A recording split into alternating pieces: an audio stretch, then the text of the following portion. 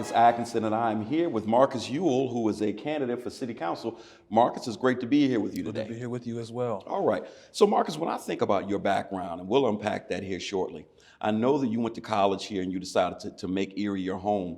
When I think about that model, I think of two of the strongest community servants that Erie has known, one being Ben Wiley, who is arguably the icon of Erie, and the other is one of the icons of City Council, Mel Witherspoon. Why have you decided to, one, make Erie your home even after college, and two, run for City Council? Well, I believe that Erie is a very livable city. I believe that this is a place where you can grow. You can make this a jumping off point for your future and for success. I stayed because I believed that I could create a life better than the one I left at home. The place I grew up in. When you talk about why I'm running for City Council, I'm running because not only do I believe that I can create a better life for myself, but I believe that I can be a part of creating a better life for others by giving back through the service of City Council. I think that there are a lot of things that we can do on City Council and as a City Councilman to promulgate policy that will create change positively for young and old here in this city. So this is a warm, family-oriented city, and Erie seems to have really opened its arms and embraced you for the time that you've been here. Have you found that to be the case? Oh, absolutely. I often say that some of the best people I know live in this city. That Erie seems to be a northern city with some southern charm. And so like some good cooks here, some very hospitable people here, and I have grown to love it. And the people that have become friends have also evolved into family. So I want to touch on a couple of bullet points from some of your campaign paraphernalia here. The first one is investment. I know that small business is an area that everyone is kind of talking about right now. We certainly want to introduce new players to the economy and strengthen Erie's economy. We can't survive on just the large landmark organizations that we all depend upon. Give us your outlook on Erie in terms of being an entrepreneur goes. Well, I believe that everyone should have an opportunity to succeed, whether that's working in one of those landmark organizations that have been mainstays and large employers here in Erie, but also there are a lot of creative and innovative thinkers here in Erie, some of which are operating at grassroots levels in their homes. We've got to begin to find ways to bring them out into the community that they can serve the larger community. And as we allow them to provide services on that level, they will also help us grow economically locally here in Erie. And so from your vantage point, how do you plan on making yourself aware of some of these grassroots efforts? Because some of these people in the community are known from people maybe directly in their neighborhoods, but aren't known to the greater community. What's your method of trying to connect to these small business owners and even those that are aspiring to be entrepreneurs? I think that a lot of times it's a term that's used, it's called listening tours, something that people often aspire to do but don't necessarily get to. But I would do a series of listening tours with established grassroots and aspiring entrepreneurs in the city to find out what we can do, what are their needs, what are their aspirations, how can we help them come into a larger atmosphere and a larger circle as an entrepreneur here in the city, and then take those ideas, aspirations, and those needs back to City Council and create policies that can help push them into service to the larger community. Excellent. When I look at numbers for entrepreneurship, more often than not, you see people in the margins or minority groups. At the top of that list is normally women. But in Erie, new Americans, African Americans, many of these marginalized groups are trying to gain their own footing in the business community. In that, they're setting up shops in the neighborhoods, right? These grassroots area. In general, they aren't going out to the suburbs. That speaks to the inclusiveness of the neighborhoods. And so I noticed on your platform where you point out focusing on safe neighborhoods and public spaces. Give us your outlook on the importance of input from those same marginalized groups as we develop these safe neighborhoods and public spaces. Well, I think that they live there, or I shouldn't say they, we live there. And so by understanding what they're seeing, what they're feeling, what they are assessing the needs as, I think it's important for us to take those voices, take those ideas, and implement them again into policies that can create places where they can thrive, live, grow, work and play, raise a family, and create businesses that will ultimately create jobs that will grow our economy and that will give us these thriving, vibrant neighborhoods. And so let's talk about the dangers of not doing that. I want to use a real life example that if you've been in Erie for any notable amount of time, you understand that Erie Refocus, Charles Bucky's plan is something that even the previous administration kind of used as a roadmap forward on how do we build up the community. This administration has kind of taken that book as well, and they're building around it.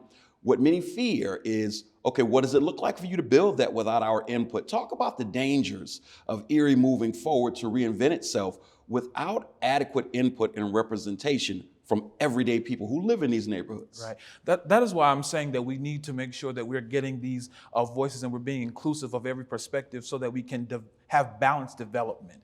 Because without it, you're going to have beautiful, and I've heard this term used, shiny new buildings and shiny new things, but they are not going to exactly benefit or represent the needs of the people who live, work, and play in Erie, in every corner of Erie. And so we've got to get the input of these individuals, of all individuals who live in neighborhoods that have been affected by poverty, so that they can also have a voice, and their voice can be heard and seen throughout the redevelopment that we are doing in the city to bring about the positive changes that will affect all members of our community.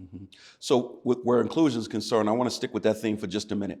I think all of us are excited about the new energy that's running for all of these offices, be it positions like the one you're running for, city council, county executive, even a few new people running for mayor. That's an exciting thing.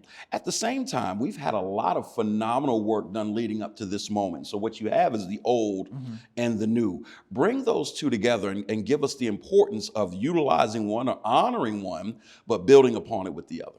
Well, I think that you have the old because they are wise and know the way. And you have the young because they are strong and able to run with the vision. I think that we have got to honor the fact that there are people who have come before us in the community, both as community leaders, as legislators locally, that have built a foundation that we now need to build upon. I think that a lot of the energy that we see is great.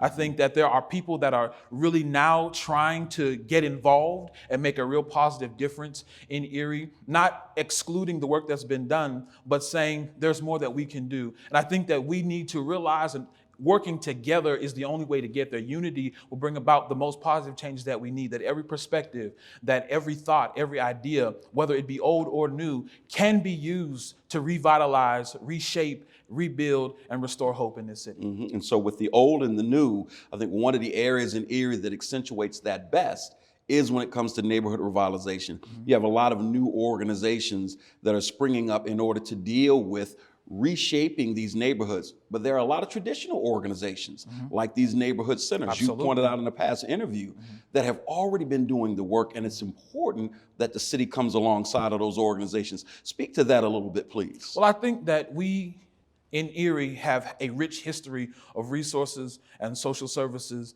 and the bridge building through community organizations like the community centers. And I think that in some recent years, we have lost support for those, but yet they have remained strong. When you look at the MCIC and the work that it is doing, I think that we need to, as a city, invest in the initiatives and the work that they are doing. I mean, when you talk about the fact that they have improved 20 homes, that they've bought 15 vacant lots, that they have 8 grants for home improvement, there is a lot of work that is being put into our community through revitalization, through their efforts, and it needs to be honored, but not just honored, it needs to be funded by policy and funds. We need to fuel that work of revitalizing the areas that are most important in this city. So thank you for bringing that up, because I think that's a wonderful example that a multicultural investment coalition comprised of the King Center, the Booker T. Washington Center, and Yuille CDC, great example of these agencies that have existed for a long time to serve their communities, reinventing themselves, keeping their autonomy, but coming together to meet the needs of today. Wonderful example. And for the record, I think the Eagles Nest is absolutely. doing a lot of the exact same thing. Absolutely. Yeah, doing a great job of helping to revitalize the East Side, but not only that, making an investment in youth, making sure that they are getting the education that is most necessary, giving opportunities for recreation. I think Bishop Brock and the Eagles Nest is doing an exemplary job as to what we should and could be doing on a larger scale throughout our city. Diversity, equity, and inclusion. The county declared this or racism to be a public health crisis, right? Which is a good thing. When you think about diversity, equity, inclusion, people get lost a little bit in these terms because they're becoming these innocuous, generic terms that people just throw around. What should that look like from the perspective of the city and City Hall? Because you're going into legislating taxpayer dollars, right? What should true diversity look like for our city and for the decision-making positions in our city as well? Well, as you said, we're talking about leadership, which is ultimately decision making. And I think that it is important for us to first have a handle on understanding our role as decision makers for the people. That we've got to make sure that we are engrafting every perspective. And so that when we make decisions and that when we create policies, it doesn't hurt them, but it benefits them. I think when we talk about inclusion, equity, and diversity, it's not just one particular group or one particular race, but it is all races. It is all people. It is taking the effects of COVID-19 and how it has ravaged the African American community in many places and making sure that we are giving equitable relief and help to those efforts to give relief to people who have been affected by COVID-19. It is understanding that, as the new American and immigrant population grows, we've got to make sure that we are doing all that we can to engraft them into our society and help them understand and realize their dreams right here in Erie in becoming business owners, homeowners, and doing the same thing for our Latino brothers and sisters as well that live in our communities. We've got to make sure that we are creating policies that are good for every corner, every person, every family, every student in this city. So one of the traps that politicians have fallen into with all of these different positions, especially these councils, I've met members of county council who don't really venture out into their city, let alone their district, to really see what's going on. I've met members of city council that I never saw in community events, and I'm a person that's at a lot of community events. I've met members of the school board or candidates who never step foot in these schools or don't step foot in these events. I think so many people want the title, but they don't want the work. How will you avoid that pitfall of running, getting elected, but not being connected to the constituency? How will you make sure that there's genuine civic engagement from your standpoint as a candidate and as a representative? Well, I think that you raise a good point that a lot of times we do oftentimes aspire to these positions, but we don't actually do the work. I am committed and committing to doing the work. I am saying that we need to be involved and stay involved by being at everything possible at any event that we are not only invited to, but that we know what's going on being there. I am committing to not even being a part of events and going and listening to the perspectives of people who I don't necessarily, or my ideologies don't align. I was going in next. Excellent. Align with their thoughts. But I want to make sure that I'm hearing, that I'm listening, and I'm able to adequately respond as a decision maker to make sure that, again, even though I don't agree, I can still say, well, here's another perspective. How can we look at this to bring unity into our community? And lastly, let's talk a bit about the importance of holding our mayor, whoever the mayor is, accountable in a productive way. Why is that important in this role as a city council person? Because, again, we're talking about leadership. We're talking about making sure that we are creating opportunities for everyone. And so we have got to hold each other accountable, but not only holding each other accountable through criticism, but being willing to work together wherever possible, finding common ground, to find compromise so that we are benefiting the good of all of our citizens. I think that when you talk about a mayor-council relationship, it has to be one where we are looking for ways to work together and not in silos or divisively. But I also believe that it is important for us to be transparent with one another, open to dialogue, and willing to communicate clearly what our goals and aspirations are so that we can benefit the best possible outcomes for our city. So Marcus, as we close this interview out, give the viewer just a reason why they should vote for you for city council with this upcoming election. So I believe that this election is not about where we're starting, but about where we're going to end. That I believe that in the next 4 years, we can create changes that will resonate over the generations of Erieites that are to be born, that live, and that will come. I believe that if we can come together and work together, we can produce results that will change the trajectory of our city. And I also believe that with your help and with your vote, we can work together to make this a place that we can all be proud of. And I just thank you for the opportunity. I'm so glad to be here and to come to you at this moment. I ask for your vote, May 18th.